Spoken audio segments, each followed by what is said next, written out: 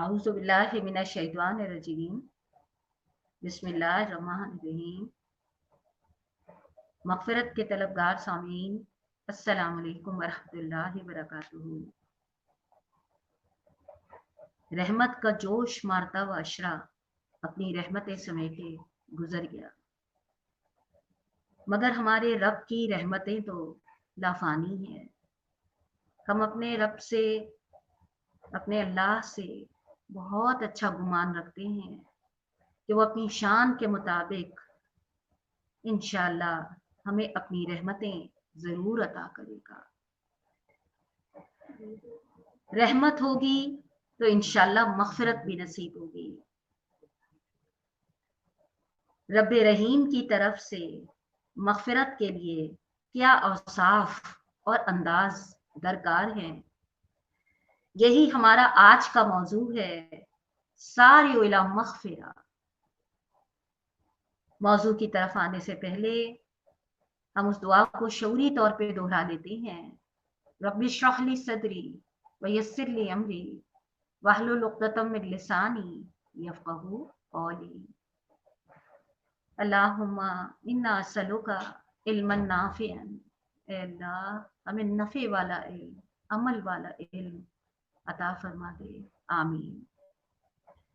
जो मौजू मैंने आपके सामने रखा, सारिउ इला मग़फ़िरा, मैंने वैसे तो इस हवाले से आप लोगों को कल आयतें लिखवाई थी और इंशाल्लाह हम उन आयतों के तदब्बुर कुरान के जरिए मग़फ़िरत के पहलू जांचने की इंशाल्लाह कोशिश करेंगे।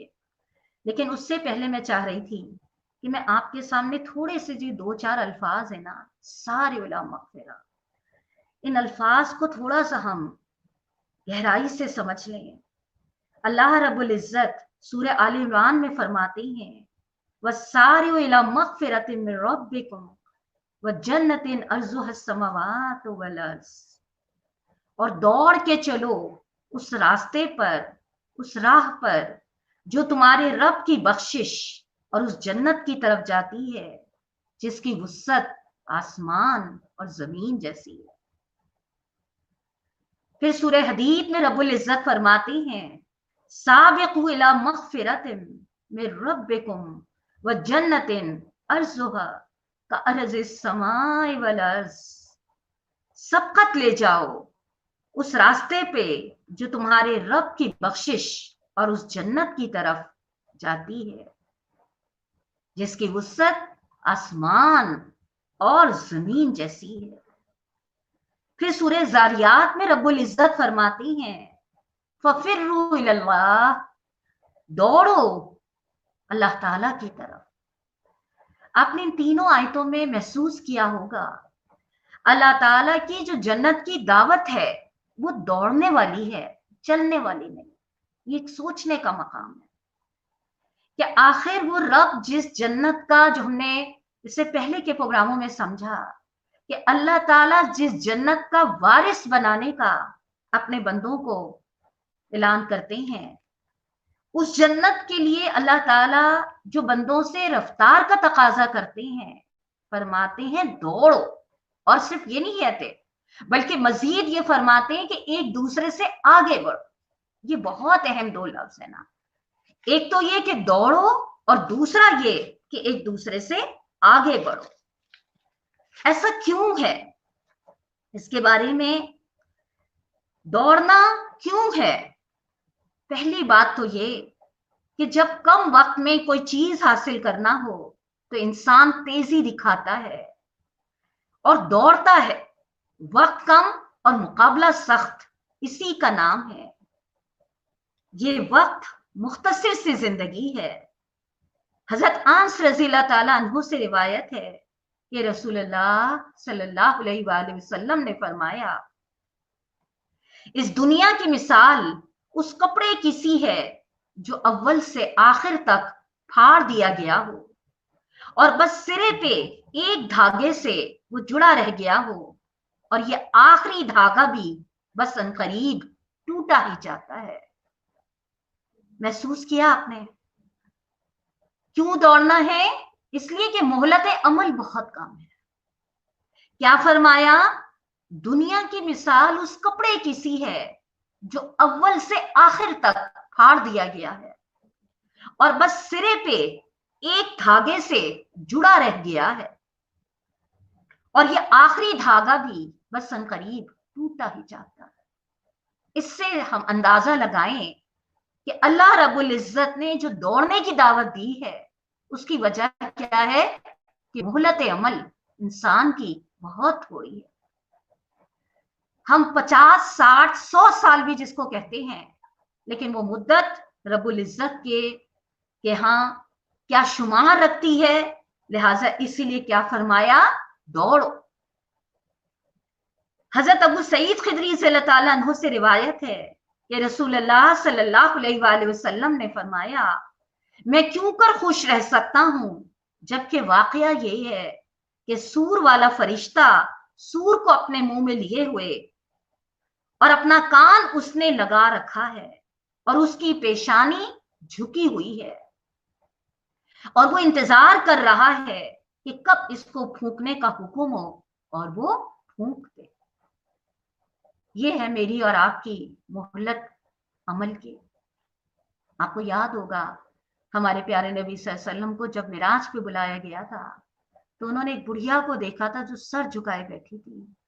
جیسے جبرائیل علیہ السلام سے پوچھا کہ یہ کون ہے، فرمایا یہ دنیا ہے جو اپنے آخری لمحات پر ہے۔ آپ دیکھیے 1400 سال گزر گئے اس معراج کے واقعے کو نا۔ انشاءاللہ آپ لوگ قرآن کا مطالعہ تدبر کے ساتھ جب رمضان میں کریں گے تو آپ کو خود قرآن کی آیات سے یہ گواہی ملے گی کہ ہمارے دنیا کے 5000 سال کے برابر مختلف اس میں آتی ہے اللہ تعالیٰ کا ایک دن ہمارے پیمانوں میں اور ہمارے رب کے اوقات کے پیمانوں میں بہت بڑا فرق۔ مشکات میں روایت آتی ہے، دنیا کوچ کر چکی ہے اور تیزی سے جا رہی ہے، اور آخرت کوچ کر چکی ہے اور تیزی سے آ رہی ہے۔ حضرت ابو ہریرہ رضی اللہ تعالیٰ عنہ روایت کرتے ہیں کہ رسول اللہ صلی اللہ علیہ وآلہ وسلم نے فرمایا، نیک کاموں کے کرنے میں جلدی کرو، ان قریب تاریک رات کے حصوں کی مانند فتنے نمودار ہوں گے۔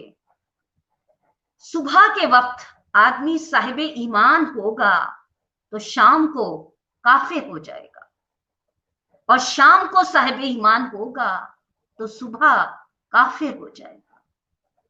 محسوس کیا آپ نے؟ جس وقت کی نشاندہی رسول اللہ صلی اللہ علیہ وآلہ وسلم کے یہ الفاظ کر رہے ہیں، کیا آج میں اور آپ اسی وقت میں سانس نہیں لے رہے کہ صبح آدمی اٹھے گا تو صاحب ایمان ہوگا اور شام کو کافر ہو جائے گا؟ اللہ تعالیٰ اس سے برے وقت سے ہم کو اور ہماری نسلوں کو محفوظ رکھے، آمین۔ حضرت ابو ہریرہ رضی اللہ تعالیٰ عنہ سے روایت ہے کہ رسول اللہ صلی اللہ علیہ وآلہ وسلم نے فرمایا، 7 باتوں کے آنے سے پہلے نیک کام جلدی سے انجام دے دو۔ کیا تم ایسے فقر اور فاقے کا انتظار کرو گے جو تمہاری عقل مار دے گا اور عبادت کی طرف سے تمہیں غافل بنا دے، یا ایسی دولت کا جو تمہیں سرکش اور احکام الہی سے باغی بنا دے، یا ایسے مرض کا جو تمہارے جسم کو کھوکھلا کر دے، یا ایسے بڑھاپے کا جو تمہاری عقل ٹھکانے پہ نہ رہنے دے، یا ایسی موت کا جو اچانک آ دبوچے، یا دجال کا جو تمہارے ایمان کا ناس ہی مار دے، یا پھر قیامت کا جو نہایت ہی تلخ اور دردناک۔ جتنے جملے میں نے آپ کے سامنے پڑھے ہیں، فرمایا 7 باتوں کے آنے سے پہلے نیک کام کرنے میں جلدی کر لو۔ امام غزالی رحمۃ اللہ علیہ فرماتے ہیں، عقل مندوں کے رجسٹر میں کل کا لفظ پایا ہی نہیں جاتا۔ کیا مطلب ہے؟ جو نیکی ہے، جس کی مہلت ہے، اس کو آج ہی کر ڈالو. اور ایک اہم ترین بات یہ ہے کہ اس مختصر اور غیر یقینی مدت میں جو چیز حاصل کرنی ہے، کیا؟ اللہ کی رضا، اور کیا؟ مغفرت، اور کیا؟ جنت. یہ سب آسانی سے نہیں ملتی.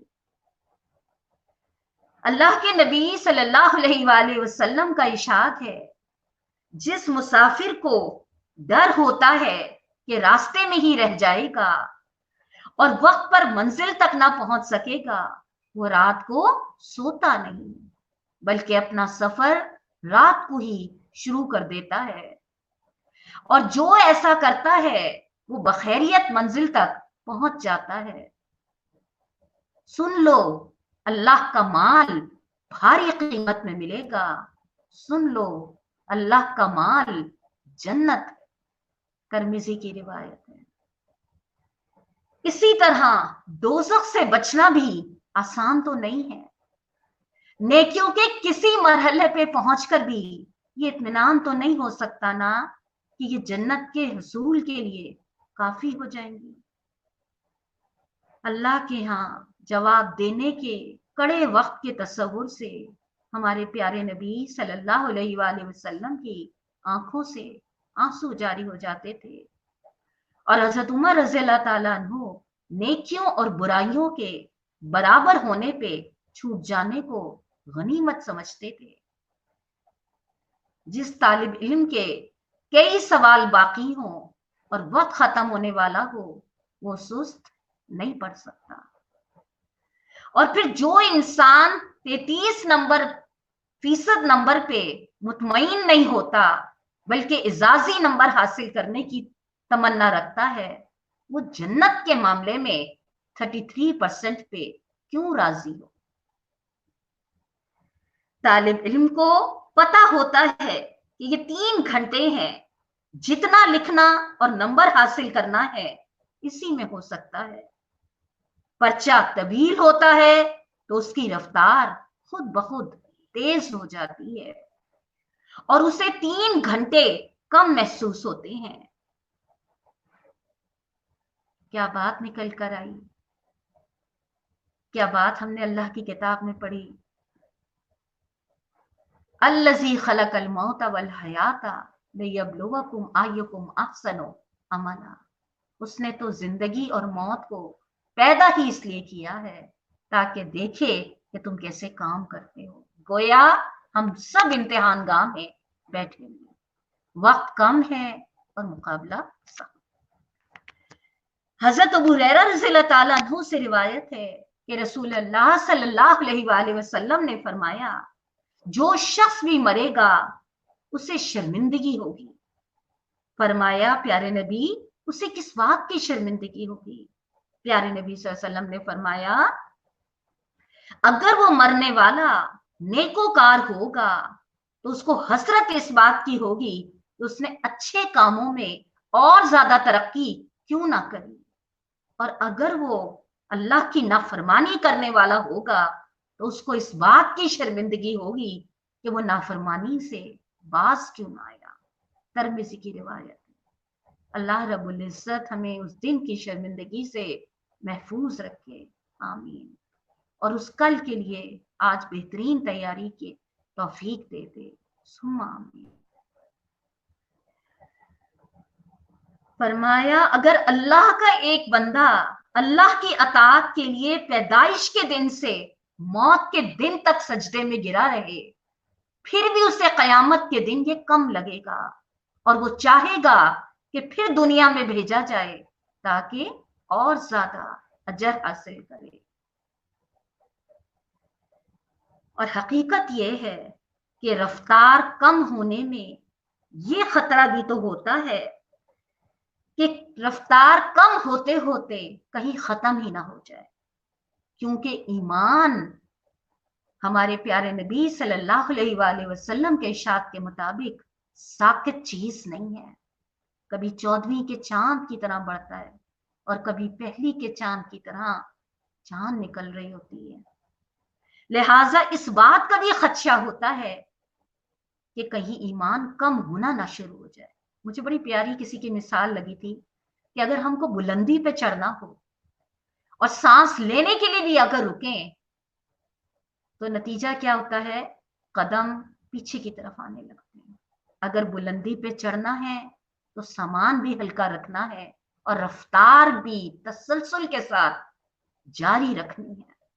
جہاں سست پڑی وہیں 2 قدم آگے چلے تو 4 قدم پیچھے ہو جاتے ہیں۔ اللہ رب العزت ہمیں اس خسارے سے محفوظ رکھے۔ ذرا بھی تم ٹھٹک گئے رکے کہیں جو لمحہ بھر، طویل ہو نہ جائے پھر حیات کا کٹھن سفر۔ یہ چند ہمارے سامنے اپنی رفتار کو تیز کرنے کے حوالے سے کہ اللہ رب العزت سارے کا جو لفظ استعمال کرتے ہیں اور سابقو کا ایک دوسرے سے آگے بڑھو، یہ بڑی اہم بات ہے کہ آپ یہ دیکھیے کہ نہ صرف یہ کہا کہ آگے دوڑو بلکہ کیا کہا؟ ایک دوسرے سے آگے بڑھو۔ اس کے بارے میں اللہ کے نبی صلی اللہ علیہ وآلہ وسلم کا وہ ارشاد کہ رش کے قابل یعنی مسابقت، ایک دوسرے سے جو دوڑ لگنی چاہیے، کمپٹیشن ہونا چاہیے، 2 آدمی ہیں، ایک وہ جسے اللہ تعالیٰ نے مال دیا ہے اور وہ اسے اللہ کے راستے میں کھلے چھپے خرچ کر رہا ہے، اور دوسرا وہ جسے اللہ تعالیٰ نے دین کا علم دیا ہے اور وہ اس کو سکھا رہا ہے۔ صحیح بخاری کی روایت۔ سوچنے والی بات ہے، کتنے پیارے پیارے الفاظ ہیں نا، لیکن سوچنے والی بات ہے کیا ہمارے سوچ کے پیمانوں میں بھی یہی 2 اشخاص قابل رشک ہیں، یا کچھ اور ہمارے پیمانے؟ پڑھنے کی حد تک تو ہمارے پیمانے درست ہے کہ یہی بات ایسی ہے، لیکن اپنی زندگیوں میں جانچنے کے پیمانوں میں کیا واقعی ہماری بنیاد یہی ہے جو اللہ کے نبی صلی اللہ علیہ وسلم نے فرمائی یا کچھ اور؟ ان ساری تفصیلات نے میرے اور آپ کے سامنے دراصل جو پہلو واضح کرا ہے وہ کیا ہے کہ ہمیں دوڑنا ہے اور ہمیں ایک دوسرے سے آگے بڑھنا ہے۔ جب دوڑنا اور ایک دوسرے سے آگے بڑھنے کی اس کیفیت کو سمجھ میں آ گئے تو اب ہم اللہ رب العزت کے کلام سے، ان آیات کا سے استفادہ کریں گے اس سوچ کے ساتھ اور اس نیت کے ساتھ کہ اللہ تعالیٰ ہم جو کچھ سن رہے ہیں، جو کچھ پڑھ رہے ہیں، جو کچھ سمجھ رہے ہیں، اللہ تعالیٰ ہمیں ان تمام چیزوں پہ تیزی سے عمل کرنے والا اور سبقت کرنے والا بنا دے۔ آمین۔ آئیے رب العزت کی آیات سے مغفرت کن لوگوں کے لیے ہے؟ بسم اللہ الرحمن الرحیم۔ ان المسلمین والمسلمات والمؤمنین والمؤمنات والقانتین والقانتات والصادقین والصادقات والصابرین والصابغات والخاشعین والخاشعات والمتصدقین والمتصدقات والصائمین والصائمات والحافظین فروجهم والحافظات والذاكرين الله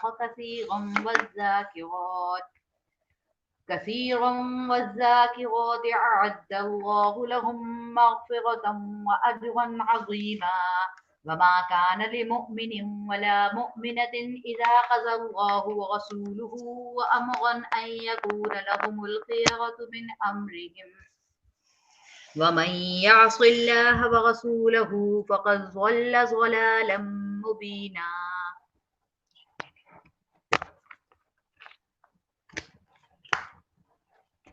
رب العزت فرماتے ہیں سورہ احزاب کی آیت نمبر 35 اور 36،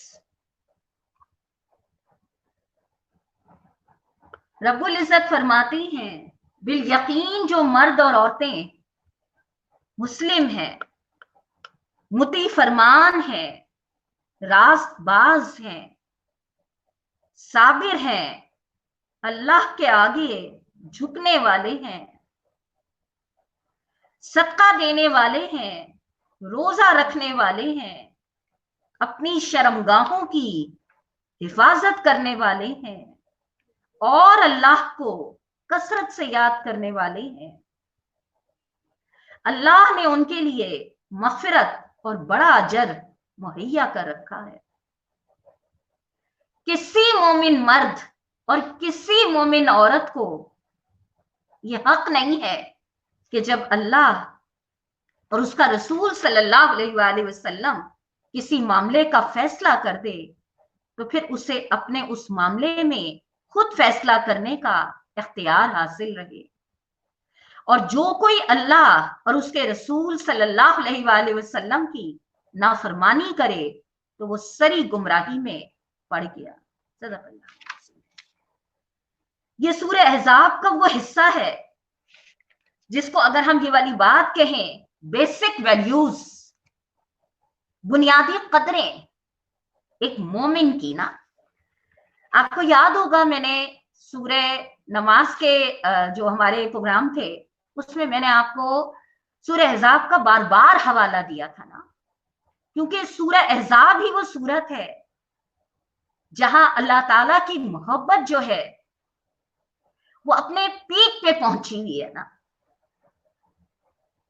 ان اللہ و ملائکتہ یصلون علی النبی والی آیت کہ اللہ اور اس کے ملائکہ آپ صلی اللہ علیہ وآلہ وسلم پر درود بھیجتے ہیں۔ اے ایمان لانے والو تم بھی آپ صلی اللہ علیہ وسلم پر درود بھیجا کرو۔ یہ آیت اسی صورت میں موجود ہے، اور میں نے آپ سے یہ والی بات کہی تھی کہ سورہ احزاب کا مطالعہ کرتے ہوئے سوچئے گا، اس کا جائزہ لیجئے گا، اسی کے درمیان میں اللہ تعالیٰ نے یہ بیسک ویلیوز رکھی ہیں نا، کہ جو اللہ کے نبی صلی اللہ علیہ وسلم پر اللہ تعالیٰ کی محبت پھوٹے پڑ رہی ہے، جتنی آزمائش سخت ہوتی ہے اتنا رب کا انعام بھی بڑا ہوتا ہے۔ اصلاحی صاحب نے اپنی کتاب میں بڑا پیارا ایک جملہ لکھا ہے، نعمت بقدر رحمت، اللہ تعالیٰ جتنی نعمتیں عطا کرتا ہے، جتنی رحمتوں کی فراوانی عطا کرتا ہے، پھر اللہ تعالیٰ اس کا سوال اور اس کا حساب اور اس کی پوچھ گچھ بھی اتنی کرتا ہے۔ اور یہ کامن سا اصول ہے، ایک عام سا اصول ہے۔ ہم جس کو بھی جتنی کسی چیز کا ذمہ دار بناتے ہیں تو ہم لاہ محالہ اس سے پوچھتے ضرور ہیں۔ یہی وہ پوچھ کا دن ہے، مالک یوم الدین۔ تو اللہ رب العزت نے ان آیتوں میں جن لوگوں کے لیے مغفرت کا اعلان کرا ہے، ہمارا موضوع ہے نا کہ اللہ کے ہاں مغفرت کن لوگوں کے لیے ہے، تو اللہ رب العزت نے ان آیتوں میں وہ صفات بتائی ہیں جن صفات کی بنا پہ اللہ تعالیٰ کیا ایسے لوگوں کے لیے مغفرت ہے۔ اس میں پہلی صفت کیا ہے؟ بالیقین جو مرد اور عورتیں مسلم ہیں، مومن ہیں۔ یہاں پہ بھی جس طرح قط کا صیغہ یقیناً کے معنوں میں، شورٹی 100% کے معنوں میں بولا جاتا ہے، اسی طرح ان کا صیغہ بھی یقیناً کسی چیز کی 100% شورٹی کے لیے جو انداز استعمال کیا جاتا ہے، اللہ رب العزت نے ان المسلمین وہی انداز یہاں پہ استعمال کیا ہے۔ کیا کہا؟ اور آپ دوسری بات جو ان آیتوں پہ غور کریں گے، اللہ تعالیٰ نے مرد اور عورت دونوں کا صیغہ مسلمین والمسلمات، قانتین والقانتات، صادقین والصادقات، صابرین والصابرات، خاشعین والخاشعات، متصدقین والمتصدقات، صائمین والصائمات، اللہ رب العزت نے الگ الگ صیغے مرد اور عورت کے حوالے سے، ہم قرآن کا انداز بیان پڑھتے ہیں، زیادہ تر اللہ تعالیٰ نے یا ایھا الذین آمنو کہہ کے دونوں جنسوں کو مخاطب کرا ہے، لیکن بعض مقام پہ اللہ رب العزت دونوں جنسوں کو الگ الگ بھی مخاطب کرتے ہیں۔ یہ بھی انہی مقام میں سے ایک مقام ہے جس میں اللہ رب العزت نے پہلی بیسک ویلیوز، بنیادی قدریں جو بیان کری ہیں، اس میں پہلی جو ویلیو ہے وہ کیا ہے؟ مسلم، اور دوسری کیا ہے؟ مومن۔ ہم نے نماز کے باب میں یہ بات سمجھی تھی، قد افلح المومنون، یقیناً فلاح پائی ان مومنوں نے. میں نے وہاں آپ سے کہا تھا کہ مسلم اور مومن کا فرق نہ. آسان اور مختصر ترین الفاظ میں اگر اس فرق کو ہم دہراتے بھی ہیں, بڑی کثرت سے دہراتے ہیں, مسلم وہ ہوتا ہے جو اللہ تعالیٰ کو مانتا ہے, اور مومن وہ ہوتا ہے جو اللہ تعالیٰ کی بھی مانتا ہے. اب آپ دیکھیے کو اور کی نے کتنا فرق پیدا کر دیا نا. وہ جو ہم ایک بڑی اچھی مثال پڑھتے ہیں نا, خدا کو جدا کر دیا ایک نقطے نے نا, یعنی یہی خا کا نقطہ اوپر آیا تو کیا ہستی بن گئی, اور یہی نقطہ نیچے چلا گیا تو کس قدر فرق آ گیا. بالکل اسی طرح سے خدا کو ماننا, اللہ کو ماننا اور اللہ کی ماننا, اپنی اپنی زندگیوں میں اس کا جائزہ لیتے رہیں تو 24 گھنٹوں کے معاملات ہمیں بتا دیں گے کہ ہم کب مسلم ہوتے ہیں اور کب مومن ہوتے ہیں. مولانا نے یہاں پہ جو میں نے آپ کو حاشیے لکھوائے تھے تفہیم القرآن سے, میں یہ بات دوبارہ دہرا دیتی ہوں تاکہ ہمارے وہ سامعین جنہوں نے بھی پچھلے پروگرام نہیں سننے ہوں گے, ویسے تو آپ لوگ یہ دیکھ لیجئے گا جو لوگ ہمارے پچھلے پروگرام میں جڑے نہیں تھے, ان پروگراموں کی ریکارڈنگ یوٹیوب پہ بھی ڈالی جا رہی ہے, وہاں سے بھی آپ انشاءاللہ اس چیز کو سن لیں گے کہ مومن دراصل وہ لوگ ہوتے ہیں جو اللہ تعالیٰ کی اطاعت مجبوراً نہیں کرتے, زبردستی نہیں کرتے, بلکہ خوشی سے کرتے, ان کا دل یہ چاہتا ہے نا. یعنی اگر میں آپ سے اس کی ایک آسان سی مثال دوں, روزہ رکھنا ہے نا, ایک یہ ہوتا ہے جیسے رمضان میں ہماری حالت ہوتی ہے, ہمارا دل چاہتا ہے ہم خود روزہ رکھیں, بلکہ کسی بھی شرعی عذر کی بنا پہ اگر روزہ نہیں ہوتا تو دل اندر سے مچل رہا ہوتا ہے نا کہ خود رکھیں. یہ جو دل سے اندر سے کرنے کی ایک اندر سے کہنا چاہیے ایک موٹیویشن آتی ہے نا, میرا دل چاہتا ہے کہ میں یہ کروں, یہ دراصل کیا ہے, مومن کی صفت ہے.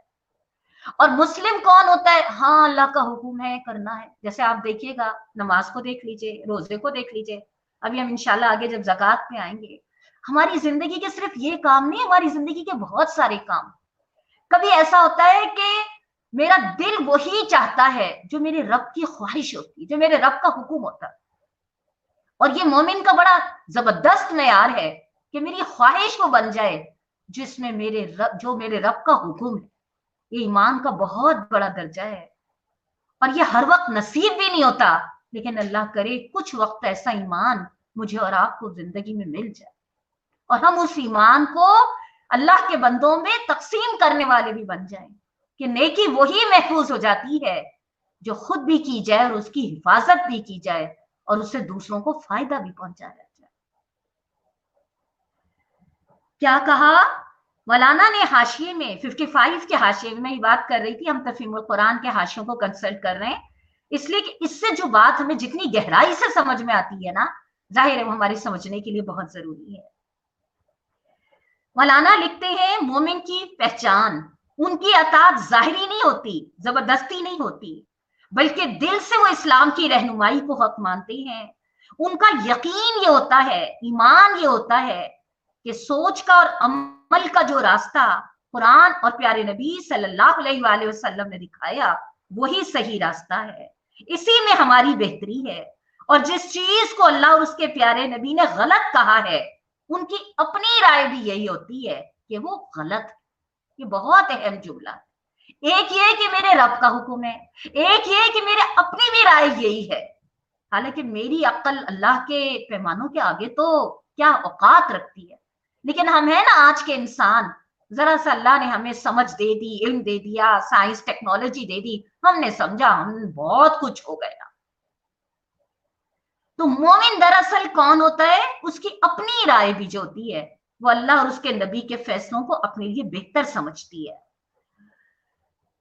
اور ان کا نفس اور ان کا ذہن اس کیفیت میں نہیں ہوتا کہ وہ بات سنے اور اس کو اپنے خیالات کے مطابق بدل دیں, نہیں, بلکہ جو چیز وہ سنتے ہیں وہی ان کے دل کی رائے بھی, ان کے دماغ کی سوچ بھی بن جاتی ہے. احادیث میں اللہ کے نبی صلی اللہ علیہ وآلہ وسلم نے ایمان کی صحیح کیفیت کو یوں بیان فرمایا.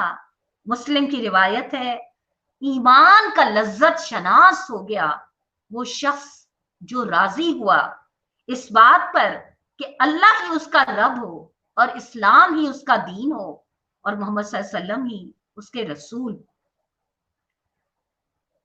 میں جب یہ حدیث پڑھتی ہوں نا، مجھے اپنی ایک بزرگ بہت یاد آتی ہے، جب میں اتنی سمجھ نہیں تھی، چونکہ ہماری فیملی کا ہی، ہمارے گھر کا ایک فرد تھی، اللہ تعالیٰ ان کی بہترین مغفرت کرے۔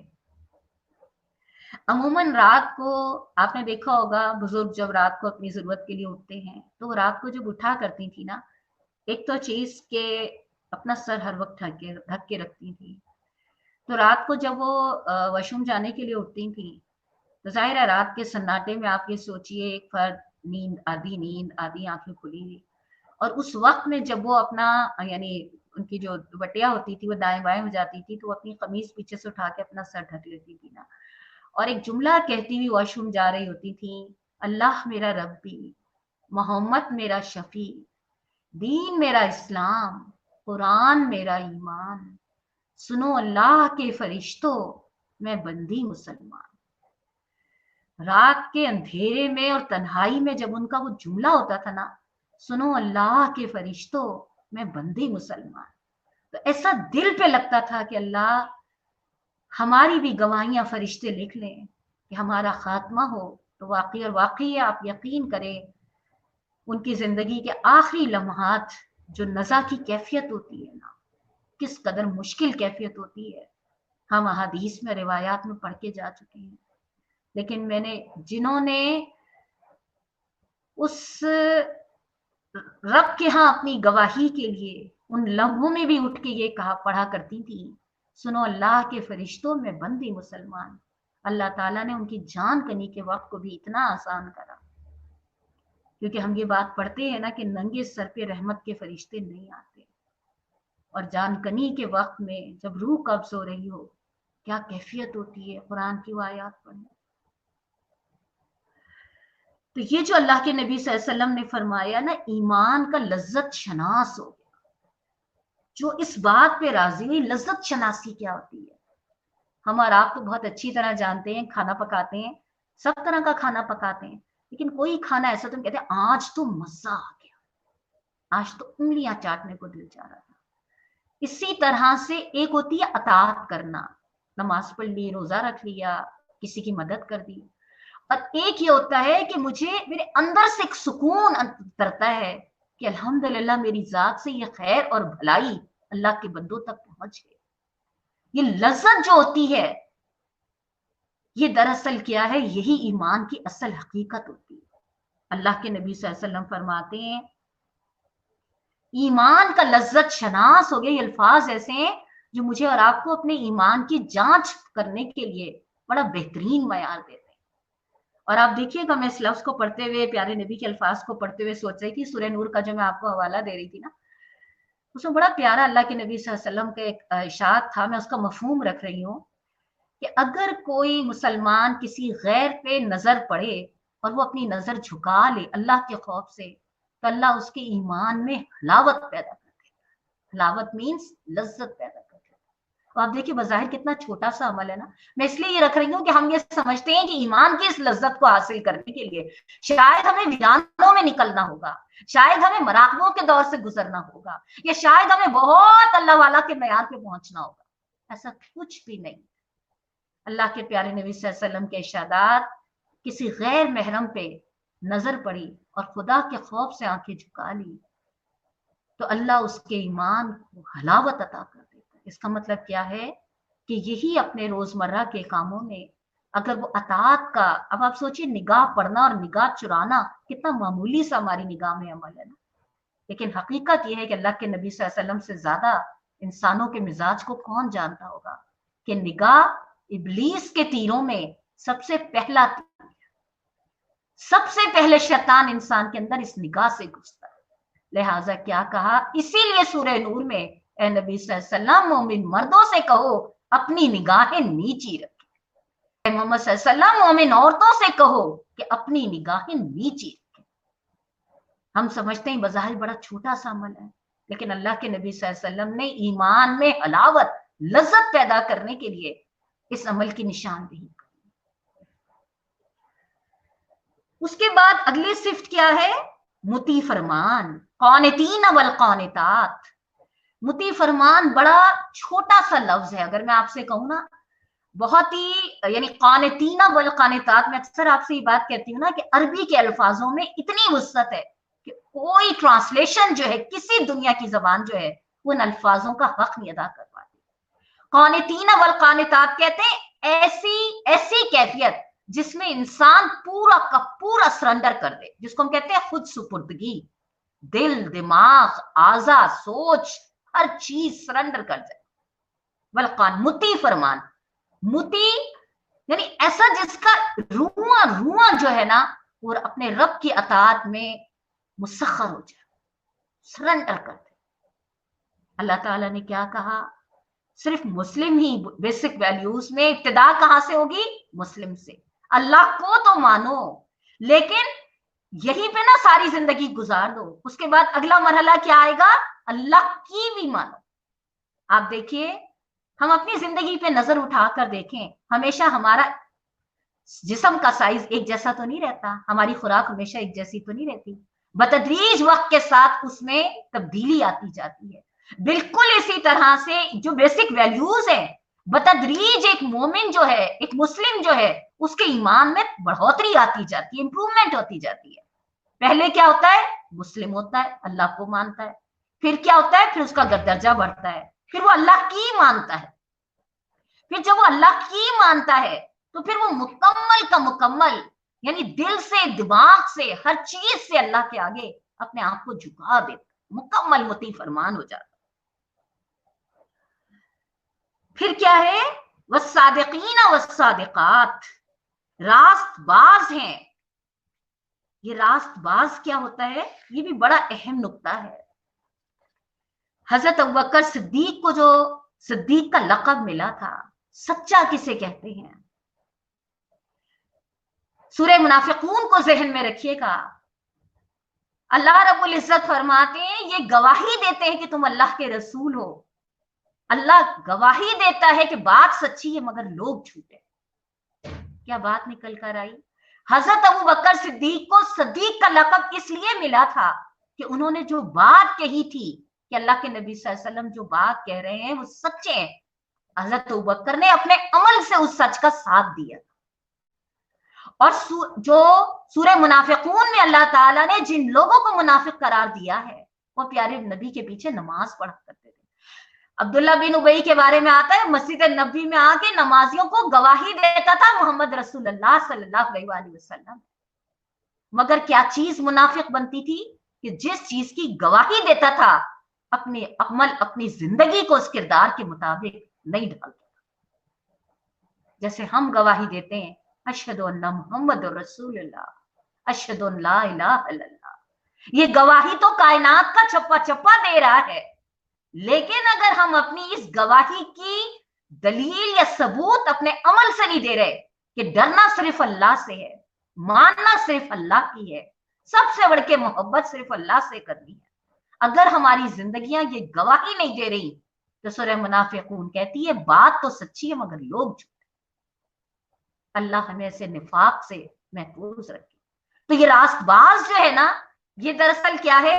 صرف سچ کہنے والے نہیں ہیں بلکہ اس سچ کو اپنے عمل سے پروف کرنے والے راست باز. اگلی صفت کیا ہے؟ والصابرین والصابرات. یہ جو تینوں صفتیں ہیں، چاروں صفتیں ہیں نا، مسلم، مومن، مطیع فرمان، راست باز، یہ ممکن ہی نہیں ہو سکتی جب تک انسان کے اندر صبر کا مادہ نہ پیدا. صبر، ہماری نگاہ میں صبر کیا ہے؟ رک جانا، ٹھہر جانے کو ہم صبر کہتے ہیں. لیکن قرآن کی نگاہ میں صبر یہ ہے، سورہ بقرہ پڑھیے، دیگر مقامات پڑھیے، انسان اپنے موقف پہ مضبوطی سے ڈٹا ہوا اپنے قدم آگے بڑھاتا رہے، یہ صبر. اور سورہ فرقان کی جو عباد الرحمان کی آیات ہیں، آپ ذرا ان آیتوں کا بغیر مطالعہ کریے گا. اللہ تعالیٰ نے کتنی زبردست صفات بتائی ہیں. جاہل ان کے منہ آتے ہیں تو کہتے ہیں ان کو سلام، فضول چیزوں سے، لب چیزوں سے اپنے آپ کو بچاتے ہیں، رب سے راتوں کو دعائیں مانگا کرتے ہیں. کتنی کمال کی صفات اللہ تعالیٰ نے وہاں بتائی ہیں.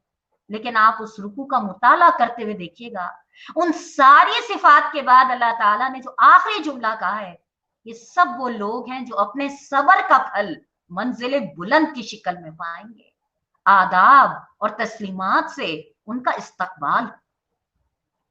क्या मतलब निकल कर आया?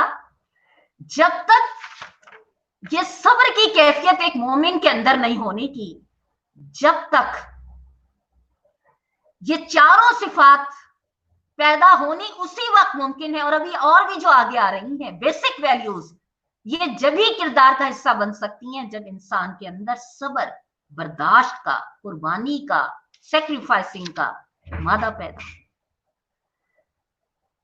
फिर अगली सिफ्त क्या है? खाशिईन वल खाशियात। ये भी उसी कैफियत के, कल हमने पढ़ा था नमाज के, उसमें आपको याद होगा खुशू इख्तियार करते हैं। खुशू के भी मायने क्या थे, हम आपके जहन में होंगे ना, वही सरेंडर मुकम्मल। यहां पे अल्लाह ताला ने क्या कहा? अल्लाह ताला के आगे झुकने वाले हैं। क्या मतलब है? यानी उनके दिल और जिस्म।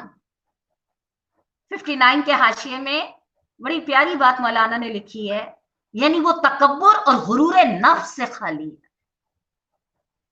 वो इस हकीकत को अच्छी तरह समझते हैं कि हम बंदे हैं और बंदगी से बालातर हमारी कोई हैसियत नहीं है। इसीलिए उनके दिल और जिस्म दोनों अल्लाह के आगे झुके रहते हैं। उन पर अल्लाह का खौफ गालिब रहता है, और कभी उनकी जिंदगी में वो रवैया नहीं होता जो अपनी बड़ाई के घुमंड मुब्तला और खुदा से बेखौफ लोगों में जाहिर हुआ करता है। ये तकब्बुर और गुरूर नफ्स क्या होता है? सूरह बकरा से अल्लाह ताला हमारे सामने इसकी निशानदेही कर रहे हैं। इब्लीस का वाकया, उसकी इबादतों ने ही तो उसके अंदर गुरूर नफ्स पैदा कर दिया था ना। ये जो चीज है, अगर अल्लाह ताला ये कमाल दर्जे की सिफात हम अपने किरदार में शामिल करने के अहल भी हो जाएं, तब भी हक तो ये है कि हक कदाना, हकीकत ये है कि शैतान ने जो चैलेंज करा था ना कि तेरे बंदों को जो जहां से बहकेगा उनको वहां से बहकाऊंगा, तो आप ये देखिए नेक लोगों पर शैतान का सबसे बड़ा हमला गुरूर नफ्स। नेकियों पर इत्मीनान, अल्लाह का शुक्र है मैं तो ये भी करूं, फलां को देखो तो वो ये भी नहीं कर रहा, फलां को देखो तो वो ये भी नहीं कर रहा। गुरूर नफ्स क्या है? ये बिल्कुल वो वाली चीज है जो तकवा की जिद। तकवा क्या है? नेकियों पे इत्मीनान नहीं बल्कि कमजोरियों की इस्लाह। गुरूर नफ्स क्या है? नेकियों पे इत्मीनान है और कमजोरियों पे इन्नल्लाह गफूरुर रहीम की कैफियत। लिहाजा क्या कहा, क्या सिफ्त बताई? खाशिईन वल खाशियात, यानी उनके अंदर कोई गुरूर नफ्स, उनकी नेकियां। आप सोचिए ये जुमले में जितने आराम से कह रही हूं ना, शैतान का ये फंदा मोमिनों पर बड़ा शदीद है। इत्मीनान, अल्लाह का शुक्र मेरे तो पूरे रोजे हो गए अल्हम्दुलिल्लाह। मैं ये नहीं कह रही कि हम नाकदरी करें, बेशक हम अल्लाह का शुक्र अदा करें कि उसने हमें तौफीक दी, लेकिन ये शुक्र जो है वो हमें अपनी कमजोरियों से गाफिल ना कर दे। असल मसला ये है कि शुक्र अदा करना, तारीफ बयान करना तो अल्लाह को भी पसंद है, लेकिन इस एहसास के साथ कि अपनी कमजोरियों पर भी निगाह है। और आप गौर करिएगा इंशाअल्लाह कुरान का मुताला करते हुए, अल्लाह ताला ने जहां मोमिन की कामयाबी का कोई तस्करा लिखा है, अल्लाह ने कहा तुमने नहीं करा, अल्लाह ने करा। तुमने नहीं मारा, अल्लाह ने मारा है। सूरह अनफाल गज़वे बदर का पूरा तबसरा पढ़ के तो देखिए। उसके बाद अगली सिफ्त क्या है? वस्साइमीन वस्साइमात, सदका देने वाले। पहले है मुतसद्दिकीन वल मुतसद्दिकात, और अगली है वस्साइमीन वस्साइमात, सदका देने वाले। आपको याद होगा मैंने आपके सामने ये बात पहले भी वाज़ेह करी थी, लेकिन कुछ बातें ऐसी होती हैं जो शायद बार बार, और चूंकि अल्लाह ताला उनको बार बार कुरान में उनका तज़किरा फरमाते हैं, इसका मतलब है ये बातें अपने मकाम पर इतनी अहम है कि इनको बार बार दोहराना चाहिए। हम कहते हैं ना क्यों बार बार एक एक बात को कही चली जा रही हो, लेकिन अल्लाह रब्बुल इज्जत से तो हम किसी भूल का या किसी ऐसी बात का इम्कान नहीं कर सकते। इसका मतलब ये है कि बात अपनी जगह इतनी अहम नौइयत की है कि इसको बार बार कहना चाहिए और बार बार सुनना चाहिए और बार बार इससे अपना जायजा लेना चाहिए। क्या है बात? सदका देने वाले हैं। सदका अल्लाह की किताब हमारी जो पैमाने हैं उसमें सदका सिर्फ वो होता है जो हम अपनी जान का या अपनी किसी मुश्किल के लिए निकालते हैं, लेकिन कुरान की इस्तिलाह में हर वो खर्च जो हम अल्लाह की रजा हासिल करने के लिए करें, खा वो सदकात हो, खा वो खैरात हो, खा वो दीगर मदे हो, हर वो खर्च जो अल्लाह के रास्ते में सच्चे दिल से किया जाए वो सदक़े में शुमार होता है। और आपने यहां गौर किया होगा, अल्लाह ताला ने इस इंफाक के पहलू में मर्द और औरत दोनों को अलग अलग शामिल करा। ये भी बड़े अपनी जगह गहरा नुक्ता है, इसलिए कि खवातीन ये सोचती हैं, और मुझे बल्कि सोचती क्या है, बल्कि खातून ने मुझसे ये जुमला भी कहा ये पढ़ने के बाद कि बाजी हम जो सदका करते हैं तो देखिए माल तो हमारे मर्द ही दे रहे होते हैं, हम तो उसी में से सदका करेंगे, हम तो उसी में से अल्लाह के रास्ते में खर्च करेंगे, तो सारा सवाब तो मर्दों को मिलेगा, हमें क्या मिलेगा। आप देखिए जो लोग, और वो खातून को बहुत पढ़ी लिखी नहीं थी, बहुत सादी सी खातून, लेकिन उनके अंदर अल्लाह की तड़प, अल्लाह की मोहब्बत हासिल करने का जज्बा, लिहाजा फौरन उनको यह ख्याल आया, वो सुन के एक कान से दूसरे कान से नहीं निकाला, बल्कि फौरन उनके दिल में यह ख्याल आया कि मैं अपने लिए सदके का अजर समेटने के लिए क्या करूं, इसलिए कि सारा तो हमारे पास जो होता है वो तो मर्दों का ही दिया हुआ। तो मैंने उनसे आगे से कहा, मैंने कहा हकीकत में वो खातून अल्लाह ताला उनको ईमान में बेहतरीन इस्तकामत दे। मैंने कहा ये जो आप अपने इस बीमार जिस्म के साथ लोगों की दुख दर्द सुनती हैं, उनके दरवाजों पे जाती हैं, उनकी मुश्किलात हल करती हैं, ये जो आप अपने हाथ पैर और अपना जज्बा, ऐसा नहीं है कि बस आप सर से बोझ उतार देती हैं, आप जो भी कुछ इसमें खर्च कर रही हैं अल्लाह ताला उसको आपके लिए बेहतरीन कबूलियत का दर्जा इंशाल्लाह बनाएगा। मर्दों का अपना अजर है, हकीकत ये कि अल्लाह ताला ने उनका मकाम अगर बुलंद रखा है तो बहुत सारी वजूहात में ये भी है कि मर्द अपने माल, सूरह निसा में अल्लाह ताला ने कहा ना मर्द की कवामियत का, तो वो अपने माल खर्च करते हैं। मर्द पाबंद है, औरत लाखों की भी मालिक है और अपने घर बच्चों पे ना खर्च करे, अल्लाह के इंदल्लाह पकड़ी नहीं जाएगी, लेकिन मर्द के पास एक आना भी मौजूद है तो वो पाबंद है इस बात का कि अपने घर वालों की जरूरियात पे खर्च करे। लिहाजा इंफाक के पहलू को अल्लाह ताला ने जब वाज़े करा तो मर्द और औरत को अलग अलग, ये पढ़ते हुए अंदाजा होता है कि ये जो आज हम खवातीन ने ये समझ रखा है ना कि हमारा दीन हमारे मर्दों से, जो हमारे मर्द कहेंगे हम वो करें। मसला तो आप ये देखिए उन मर्दों का भी कसूर नहीं है, असल तो ये बात है कि वो कल का बच्चा जो आज मर्द बना है, अगर उसकी तरबियत में वो खौफ इलाही मौजूद होता तो यकीनन वो मिजाज इलाही के मुताबिक बात करता। लेकिन जब औरत ने अपना वो फर्ज अदा नहीं करा, उस मर्द को पाल के माशरे को नहीं दिया, तो फिर आज हम बैठ के अगर कहते हैं जो बात हमारे मर्द के हम तो उसके कहने के पाबंद है। हकीकत यह है वो पूरी खैरख्वाही के साथ अपनी बात कह रहे होते हैं, लेकिन उनके सामने खैरख्वाही के उन पैमानों को वाज़े करना ये भी तो किसी माँ की, किसी बहन की, किसी बेटी की, किसी बीवी की ही जिम्मेदारी बनती है, क्योंकि अल्लाह रब्बुल इज्जत ने तरबियत का शोबा औरत के हवाले करा। आप महसूस करिएगा जो शोबा अल्लाह ने मर्द के हवाले करा है किफालत का, अल्हम्दुलिल्लाह हमारे घरों में उस पहले से बेहतर नेमतें मौजूद है, और जो शोबे का जिम्मेदार अल्लाह ने औरत को बनाया है तरबियत का, इस वक्त हमारा पूरा माशरा सबसे ज्यादा जो खराबी का शिकार है वो यही पहलू।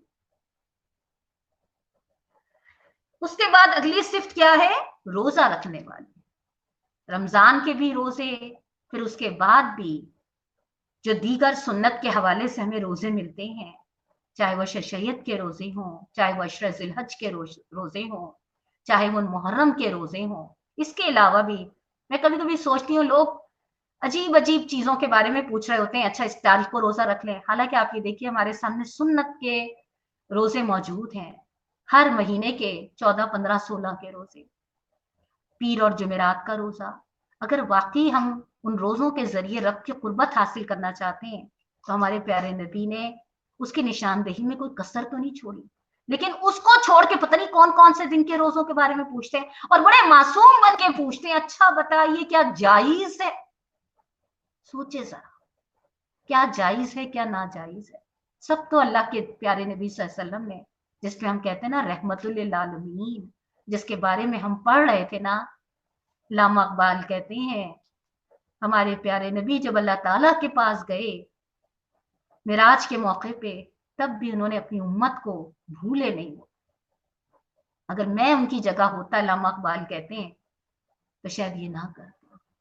जिस हस्ती ने मेरे और आपके जिंदगी के हर पहलू को रोजे के हवाले से भी, कौन से रोजे कबूलियत का दर्जा रखते हैं, कौन से रोजे फर्ज हैं, कौन से रोजों में गुंजाइश है। और आज तो आप उठा के देखिए, अभी उस दिन मैं एक दुनिया के बहुत बड़े डॉक्टर की रिसर्च पढ़ रही थी, तो उन्होंने बड़ी जबरदस्त उन्होंने कहा कि जाहिर है उनकी सालों की रिसर्च थी। उन्होंने कहा कि इंसानी जिस्म के अंदर जो उनका हमारा खुद जो दिफाई निज़ाम है, उसमें उन्होंने कहा कि मैं हैरत अंगेज इस तहकीक से मैंने ये चीज हासिल करी कि जो हमारे जिस्म में गैर जरूरी मादे जन्म ले होते हैं, तो अगर हम अपने जिस्म को इतना घंटे अपने मैदे को बिल्कुल फ्री कर दें, यानी किसी किस्म का उस पर बोझ ना डालें, तो हमारी जो बॉडी का सिस्टम है ना, वो खुद बखुद उन फासिद मादों को ना खत्म करना शुरू कर देता है।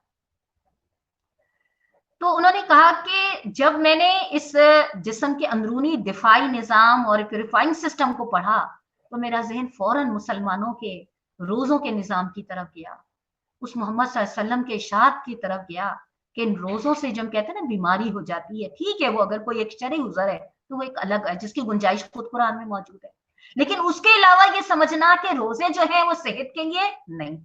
अब एक दुनिया का बेहतरीन डॉक्टर अगर रिसर्च करके बताता है कि तुम्हारे जिस्म के दिफाई निजाम की मजबूती के लिए बहुत जरूरी है कि तुम कम अज कम एक साल में अपने जिस्म के इस निजाम को इतना अरसे रिलैक्स जरूर दो, तो हम उसकी बात मान के तो शायद फाका कर लें।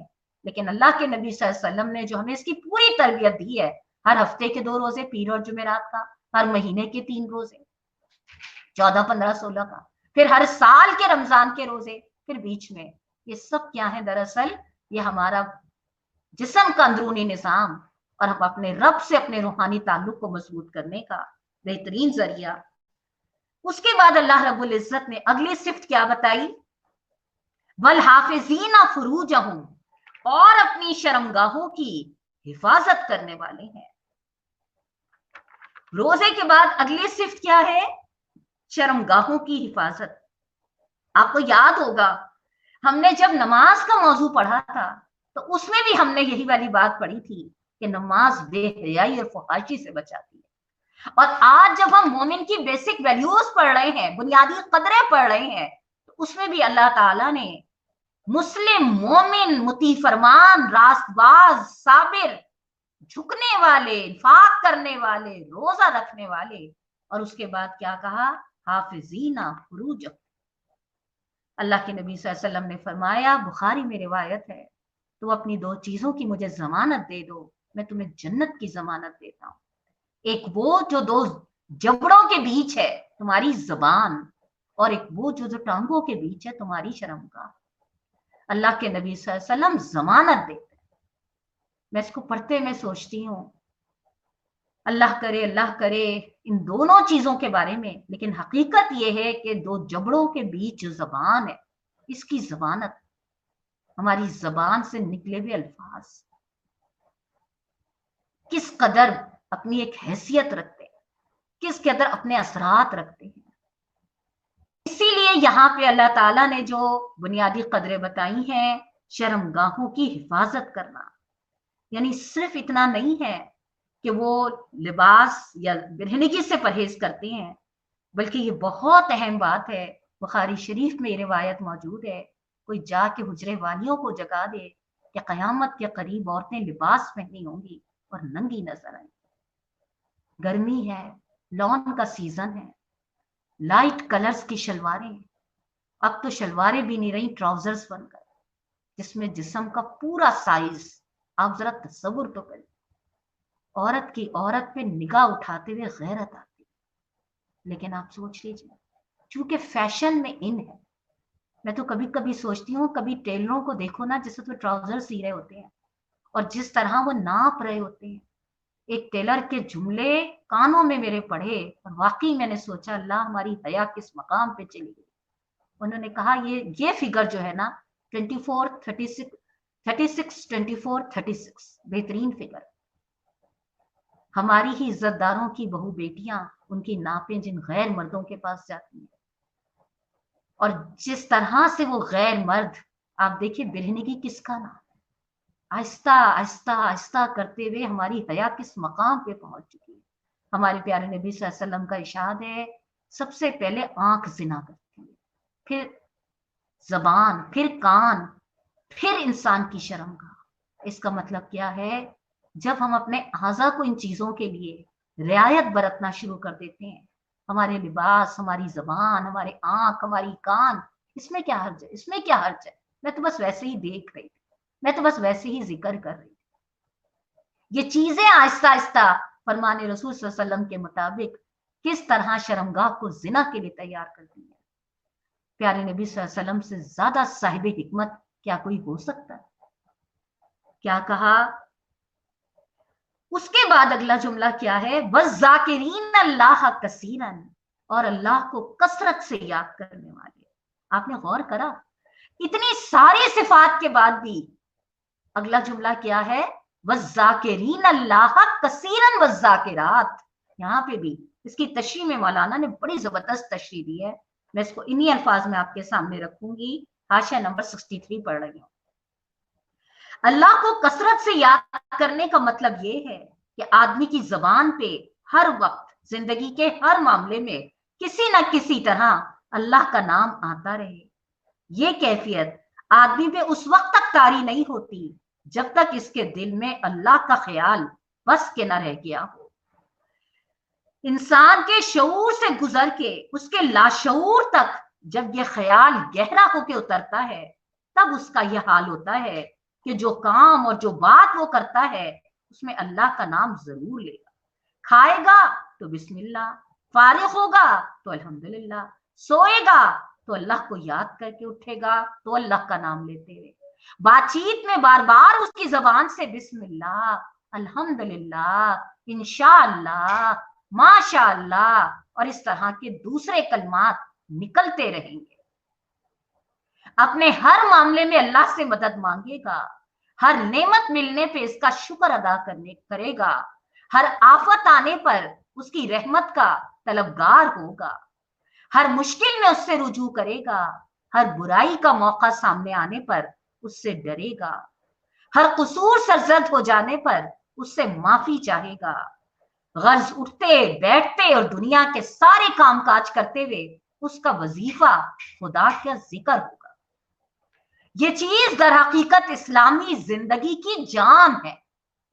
دوسری جتنی بھی عبادات ہیں ان کے لیے بہرحال کوئی وقت ہوتا ہے جب وہ ادا کی جاتی ہیں اور انہیں ادا کر چکنے کے بعد آدمی فارغ ہو جاتا ہے، لیکن یہ وہ عبادت ہے جو ہر وقت جاری رہتی ہے، اور یہی انسان کی زندگی کا مستقل رشتہ اللہ اور اس کی بندگی کے ساتھ جوڑے رکھتی ہے۔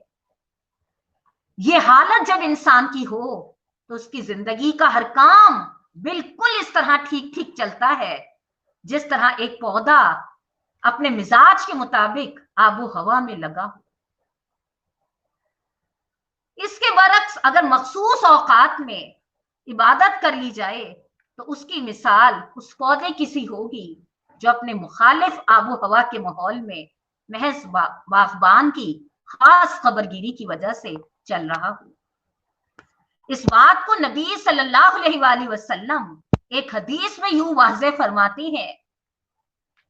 معاذ بن انس روایت کرتے ہیں کہ ایک شخص نے پیارے نبی صلی اللہ علیہ وسلم سے پوچھا، یا رسول اللہ، جہاد کرنے والوں میں سب سے بڑھ کے اجر پانے والا؟ فرمایا، جو ان میں اللہ تعالی سب سے زیادہ یاد کرنے والا ہے۔ اس نے عرض کیا، روزہ رکھنے والوں میں سب سے زیادہ اجر پانے والا کون ہے؟ فرمایا، جو ان میں اللہ تعالیٰ کو سب سے زیادہ یاد کرنے والا ہو۔ اس نے عرض کیا، روزہ رکھنے والوں میں سب سے زیادہ اجر کون پائے گا؟ فرمایا، جو ان میں سب سے زیادہ اللہ کو یاد کرنے والا ہو۔ پھر اس شخص نے اسی طرح نماز، زکوٰۃ، حج اور صدقہ ادا کرنے والوں کے متعلق پوچھا، اور پیارے نبی صلی اللہ علیہ وسلم نے ہر ایک کا یہی جواب دیا، جو اللہ کو سب سے زیادہ یاد کرنے والا ہو۔ محسوس ہوا آپ لوگوں کو؟ حالانکہ آپ سوچئے نماز پڑھنا ہے تو اللہ کو یاد ہی کر کے تو پڑھ رہے ہیں، ज़कात दे रहे हैं तो अल्लाह के डर से ही तो दे रहे हैं, हज कर रहे हैं, बताइए भला सब कुछ छोड़ छाड़ के गए तो अल्लाह की याद ही तो कायम करने के लिए गए। अगर क्या कहा गया, मसनद अहमद की ये रिवायत हमारे सामने, क्या हत्ता कि आप देखिए जिहाद करने वाले के बारे में भी कहा, बताइए जो अपनी जान हथेली पे रखकर अल्लाह के रास्ते में खड़ा हो जाए, क्या वो अल्लाह को, लेकिन क्या कहा, उसमें भी वो सबसे ज्यादा वो फजीलत वाला होगा जो अल्लाह को याद करने वाला होगा। इसका मतलब क्या हुआ, क्या तस्वीर हाथ में लेके दाने गिरा रहे हैं जो हमने रिवायती अंदाज अल्लाह को याद करने वालों का देखा है, जिसमें कैमरे फोकस होते हैं कि तस्वीर के दाने गिर रहे हैं? नहीं, अल्लाह को याद करने का मतलब ये है कि इबादत के मौके पर भी जितनी ज्यादा खुशू और खुजू के साथ, उन शराइत के साथ, उस रूह के साथ, उस मकसद के साथ, जैसे कुरान पढ़ते हुए भी आप सोचिए, एक कुरान हम ऐसे पढ़ रहे होते हैं, एक कुरान हम ऐसे पढ़ रहे होते हैं जैसे हम अल्लाह ताला से बात कर रहे हैं। आपने कुरान से हम कैसे अपना ताल्लुक मजबूत करें, वो प्रोग्राम आप सुनिएगा, यही कुरान होता है, लेकिन जब हम उसको पढ़ रहे होते हैं तो हमारी कैफियत मुख्तलिफ हो रही होती है। कभी लग रहा होता है वाकई आज तो कुरान हमारे दिल के अंदर उतर रहा है, कभी लगता है बस जबान से अदा हो रहा है, कभी लग रहा है बस सुनने में मजा आ रहा है।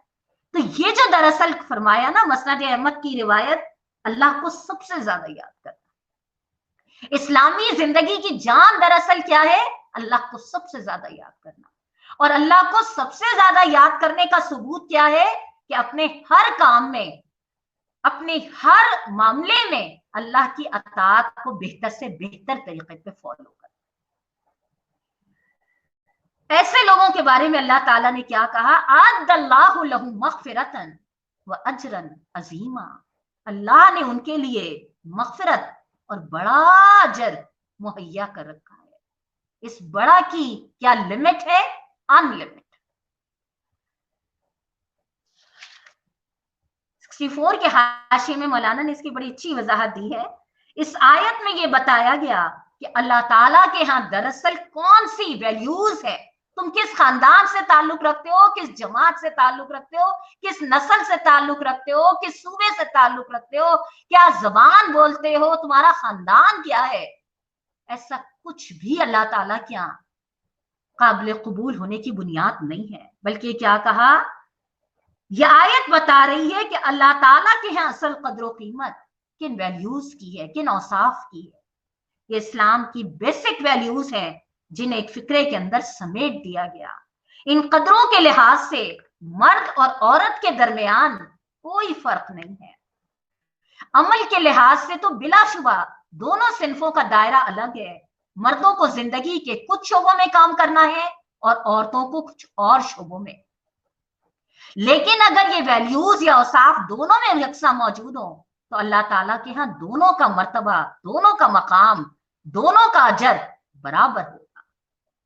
इस लिहाज से इनके मर्तबे और अजर में कोई फर्क नहीं पड़ेगा कि एक ने चूल्हा चक्की संभाला और दूसरे ने खिलाफत की मसनद पे बैठ के अहकाम शरीयत जारी किए। एक ने घर में बच्चे पाले और दूसरे ने मैदान जंग में जाकर अल्लाह और उसके दीन के लिए जान लड़ा। मुझे यहाँ पे हजरत आयशा रज़ियल्लाहु ताला अन्हा का जुमला बड़ा प्यारा याद आता है, जो उन्होंने अल्लाह के नबी सल्लल्लाहु अलैहि वसल्लम से सवाल करा था। मदनी जिंदगी का वाकया है कि अल्लाह के नबी सल्लल्लाहु अलैहि वसल्लम मफहूम रख रही हैं उसका, मर्द जिहाद को जाते हैं, जुम्मा अदा करते हैं, और हम औरतें घरों में बच्चों को उनकी परवरिश और उनकी तरबियत। अल्लाह के नबी अजर के लिहाज से उन्होंने पूछा कि वो सबकत ले जाएंगे। अल्लाह के नबी सल्लल्लाहु अलैहि वसल्लम मुस्कुराए। मुख्तलिफ रिवायतों में अल्फाज के फर्क से मुख्तलिफ अल्फाज आते हैं, मैं सिर्फ आपके सामने उनका मफहूम रख रही हूँ। अल्लाह के नबी सल्लल्लाहु अलैहि वसल्लम मुस्कुराए और फरमाया, तुमने देखा मदीने की औरतों की जहानत को? और फिर फरमाया कि अगर तुम उन बच्चों की परवरिश उस दहेज पे करती हो और अपने मर्दों को अल्लाह के दीन की जिद्दोजहद के लिए सहूलत देती हो तो तुम्हारा अजर भी क्या है, तुम भी उस अजर में बराबर की शर्त। इससे आप समझ लीजिए, इससे हमें रहनुमाई मिलती है। औरत अगर घर में चूल्हा चक्की संभालती है या बच्चों की तरबियत करती है, आज की इस तहजीब ने हमारे दिमाग में क्या डाल रखा है, हमारी नई जनरेशन के दिमागों को कितना कंफ्यूज कर रखा है कि हम घरों में 8-8 घंटे बैठ के बच्चे और घर के काम करें। हालांकि अगर हम इन 8 घंटों में अगर जॉब करें तो हम खुद कमाएंगे, खुद खाएंगे और अपनी मर्जी की जिंदगी गुजारेंगे। जरा सोचिए।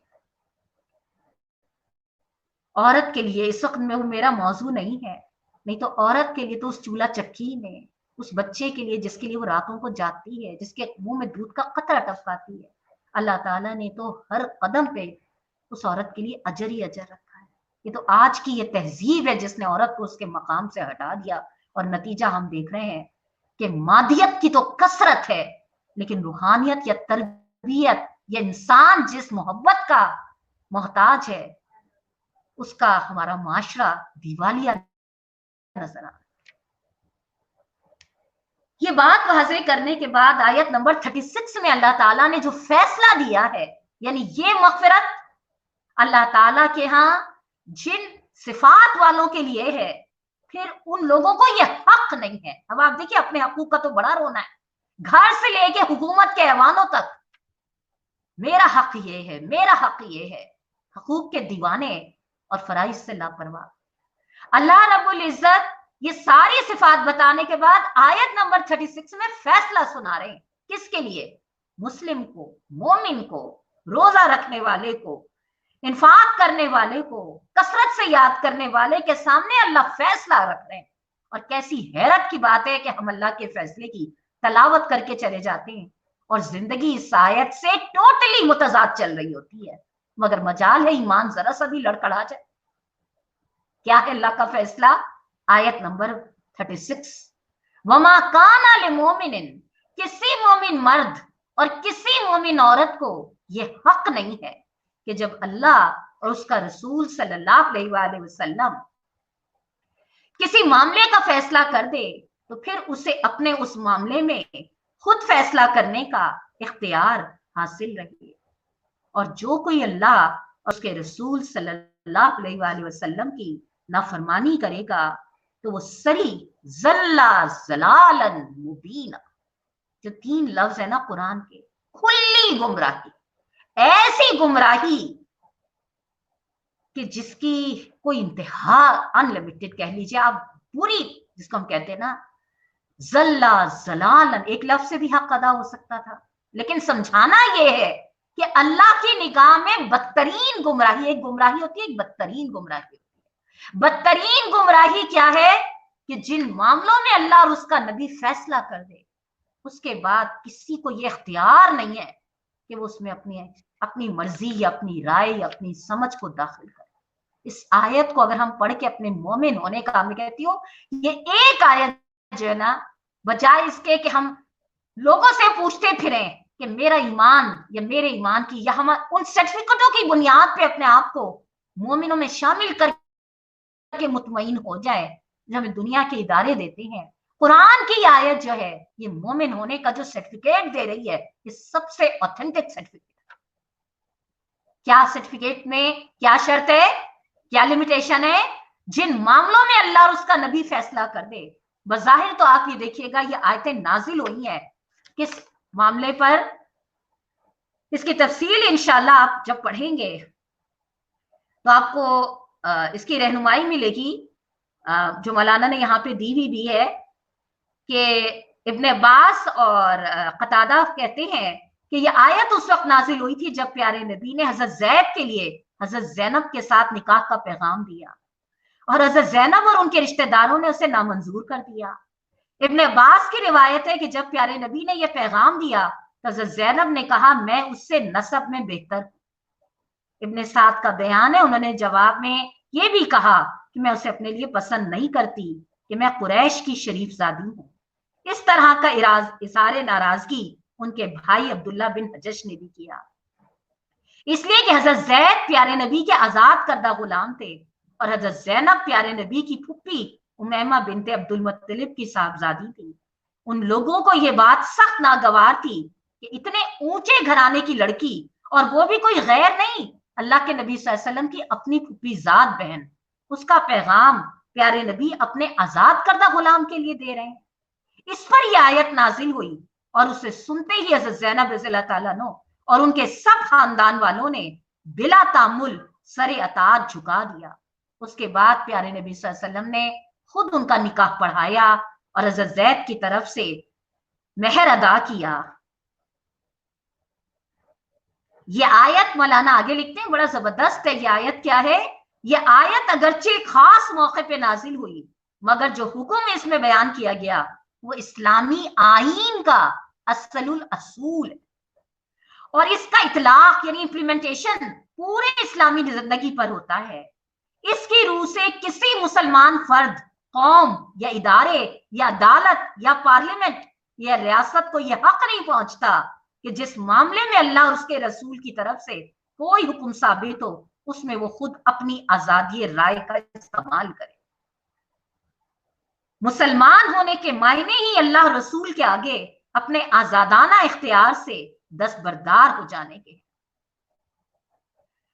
और किसी शख्स या कौम का मुसलमान भी होना और अपने लिए इस इख्तियार को महफूज भी रखना दोनों एक दूसरे की नफी करते हैं।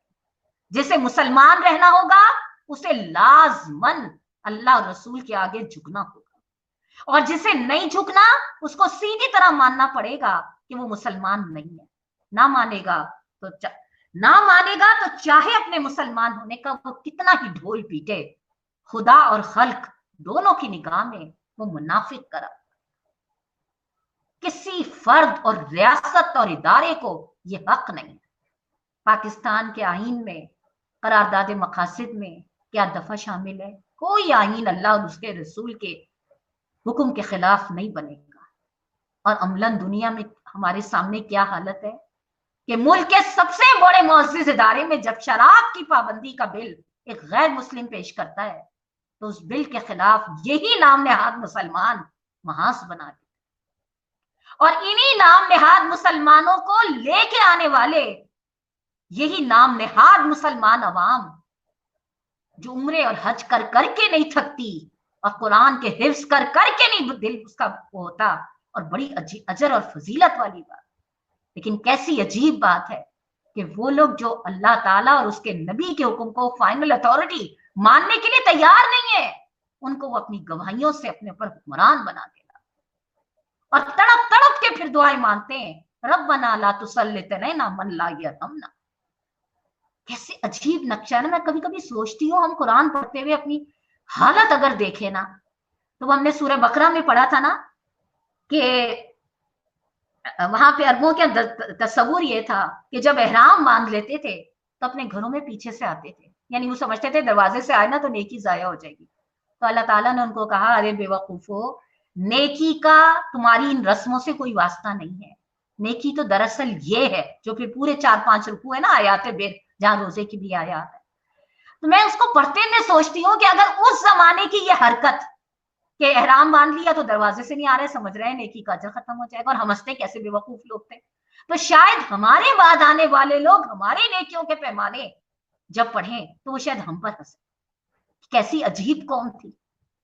मौलाना ने सूरह नूर में बड़ा जबरदस्त एक जुमला लिखा है। मौलाना कहते हैं, आफरीन है उस कौम पर जो सुबह शाम अल्लाह के अहकाम के तलावत नामे की तलावत करे और दिन रात उन अहकामात की खिलाफ वर्जी भी करे। उस कौम को ढूंढने के लिए कहीं जाना पड़ेगा। हम अपने अंदर झांक कर देख लें, हम उसी कौम के एक फर्द। हकीकत यह है कि अपनी जिंदगी के मामलात पे न रियासत को हक है न फर्द को हक है।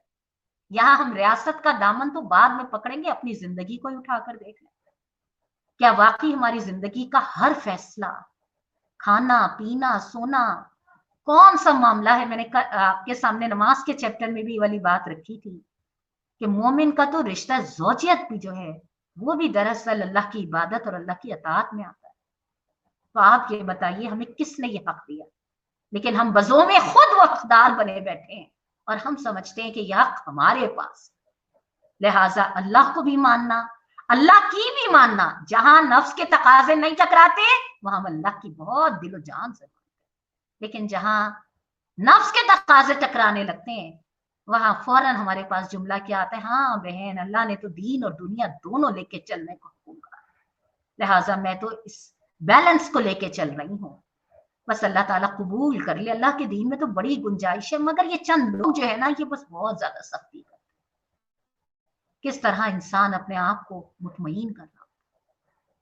ये आयत हमें क्या समझा रही है? और दूसरी बात आपने गौर करा, हजरत ज़ैनब किस खानदान की खातून थी?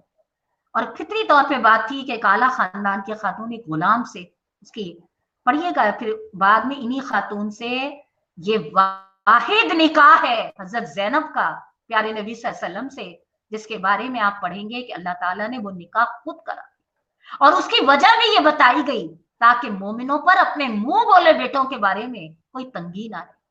نبی کی بعثت کا مقصد معاشرے کی رسومات کو ختم کرنا بھی ہوتا ہے، جیسا کہ ہم نے اس دن پڑھا تھا رحمت کی آیات۔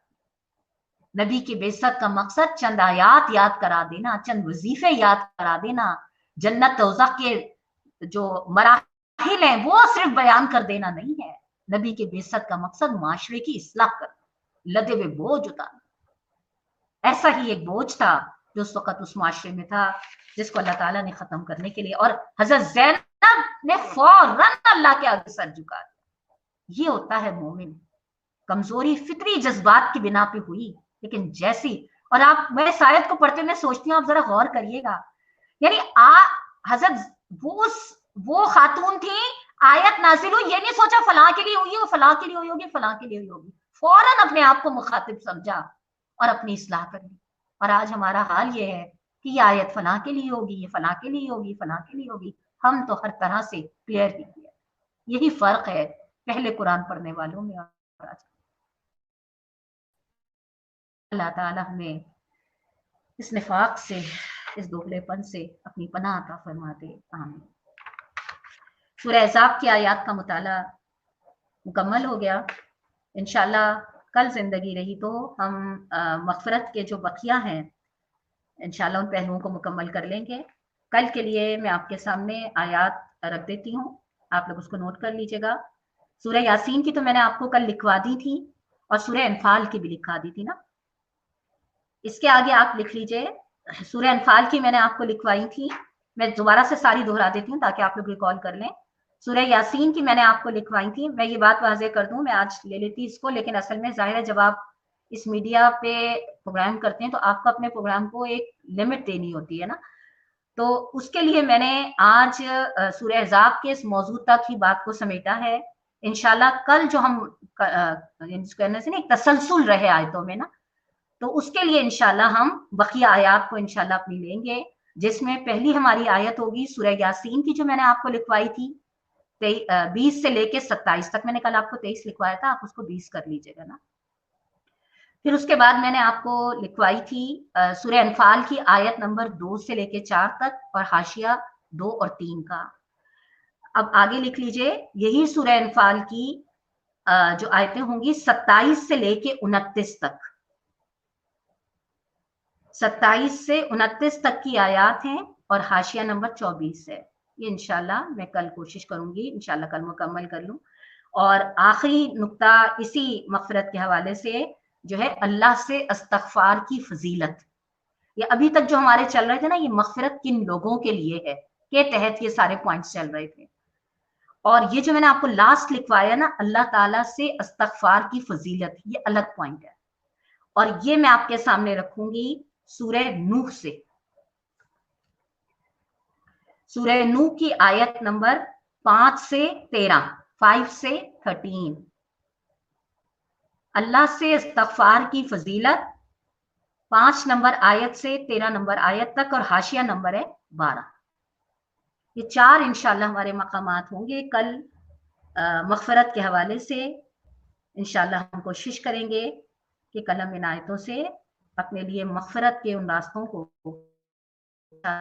جس کا اشرا اس وقت اللہ تعالیٰ نے ہمیں عطا فرمایا ہے۔ میرا موضوع، میری بات مکمل ہو گئی۔ آپ لوگوں میں سے کسی نے کوئی سوال کرنا ہے؟ اچھا میں تھوڑی سی بات وضاحت کر دوں، اس دن ہماری ایک بہن نے، راحت بہن نے غالباً کہا تھا دن بڑھانے کو نا، اصل میں بس مجھے لگ رہا تھا آپ لوگ اپنے ہی ہیں، میں آپ لوگوں کے ساتھ شیئر کر لوں۔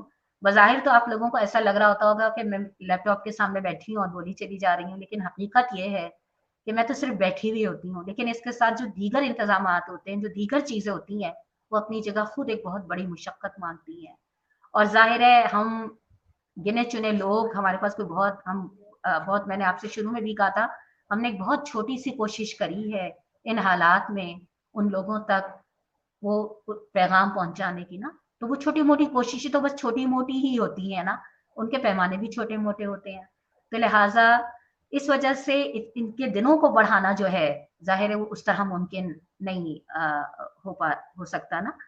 تو لیکن انشاءاللہ ہم اس سے استفادہ کریں گے. پچھلی ریکارڈنگز بھی آپ لوگوں کو مل جائیں گی.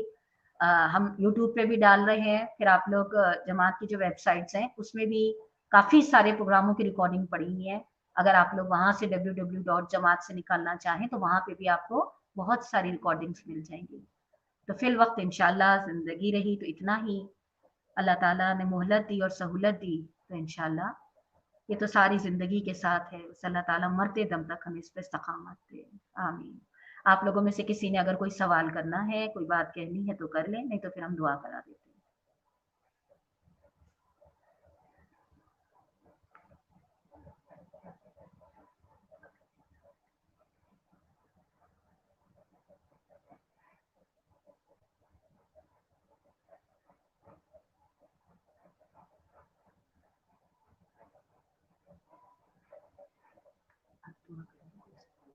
ٹھیک، چلے ہم دعا کرا لیتے ہیں. اعوذ باللہ من الشیطان الرجیم. بسم اللہ الرحمن الرحیم. سبحان اللہ بحمدہ، سبحان اللہ العظیم، سبحان اللہ بحمدہ وعدد خلقہ ورضا نفسہ وزینت عرشہ ومداد کلماتہ. یا ذوالجلال والاکرام، اے بہت محبت کرنے والے پروردگار، آپ سے بہت محبت کرنے والی بندیاں اللہ آپ کے آگے ہاتھ پھیلائے بیٹھی ہیں. اے اللہ ان ہاتھوں کا پھیلنا اپنی بارگاہ میں قبول فرما لیجئے. اے اللہ رحمت کے عشرے کی نعمت تو نے عطا کری. اے اللہ اپنی شان کے مطابق ہمیں وہ رحمتیں ہم کو بھی اور کل امت مسلمہ کو بھی اللہ ان رحمتوں کو سمیٹنے والا بنا دے. اور اب اللہ رب العزت آپ نے مغفرت کا عشرہ عطا فرمایا. اللہ اس سے بھی اپنے حصے کی مغفرتیں، بہترین مغفرتیں سمیٹنے والا بنا دے. اے رب العزت ہمارے وہ اتنے چاہنے والے جو گزشتہ عشروں میں ان رحمتوں اور مغفرتوں کو سمیٹنے کے لیے آپ کے آگے ہاتھ پھیلاتے تھے، آپ سے بھیک مانگتے تھے. اے اللہ ان کو بھی اس اجر میں شامل فرما دے. اے اللہ ان کی قبروں کو کشادہ کر دے. اے اللہ ہمیں بھی اپنی زندگیوں کی اس مہلت کی قدر کرنے والا بنا دے. اے پروردگار ہم اپنی استطاعت کے مطابق مانگتے ہیں، آپ اپنی شان کے مطابق عطا کر دیجیے. اپنے نبی کی امت پہ رحم کر دیجیے، اپنی نبی کی امت کے حال پہ رحم کر دیجیے، معاف کر دیجیے اور اپنی بارگاہ میں اپنے بندوں کو اپنا پسندیدہ بندہ بنا کے قبول فرما لیجیے. اے اللہ جو تیرے بندوں میں تیری اطاعت کے لیے جتنی کوشش کر رہا اللہ اپنی رحمت سے اس کی کوشش میں اخلاص عطا فرما دیجیے اور اس کو اس کے لیے بہترین اجر کا سبب بنا دیجیے. ان بیماروں کو اللہ رب العزت جن لوگوں نے بیماروں کی شفا کے لیے کہا اللہ تعالیٰ اپنی رحمت سے ان کو مکمل شفا عطا فرما دیجیے، ایمان اور عافیت کی شفا عطا فرما دیجیے، اپنی اطاعت کے کاموں میں لگنے والی شفا عطا فرما دیجیے اور راضی ہو جائیے اور ہم کو خوش کر دیجیے. ربنا تقبل منا انک انت السمیع العلیم وتب علینا انک انت التواب الرحیم. صلی اللہ تعالی علی خیر خلقہ محمد وآلہ وصحبہ وذریاتہ وآل بیتہ اجمعین برحمتک یا ارحم الراحمین.